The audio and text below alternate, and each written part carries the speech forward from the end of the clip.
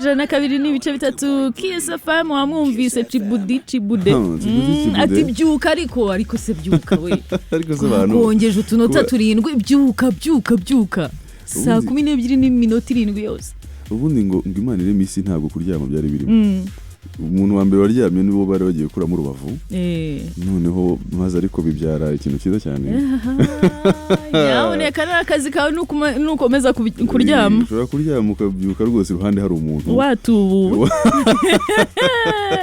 n'akazi kawe komeza uryama utuburwe umunsi rero watangiye uri kutwumva n'ukuri iki nicyo gihe aho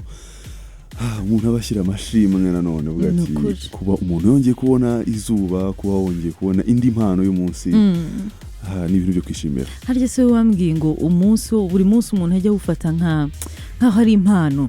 kado yayindiza ifunze ya kado izifunze utazi kirimo ariko hashobora kuza ko harimo ibintu birenze na bya bindi wasabye wabona biri buze kuba birimo. Hari umuntu dukorana ahangaha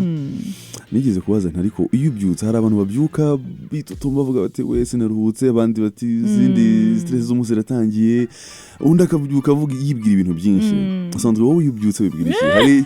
hari biriya bintu n'ubu ukeneye kubisangiza abantu iyo mbyutse ndi nkibyuka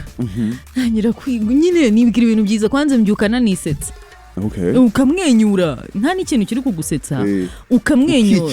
ukikirigita ubwonko bwawe buravuga biti we ubanza hari ibintu biri gusekeje biri kuba tukaba tutabimenye reka twishime bukarekura imisemburo y'ibyishimo muri wowe hanyuma usa nk'ushituye yego nugushitura ukisetsa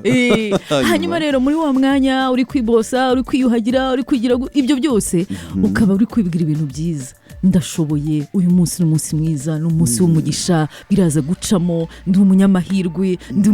ukibwira bya bintu byiza byose ukibwira ibintu byiza none se ntawe uri buguhakanye ntacyo uhomba kandi ibyo bintu ngo iyo ubyizeye koko utangira n'umunsi wumva ko ari byo oya nibyo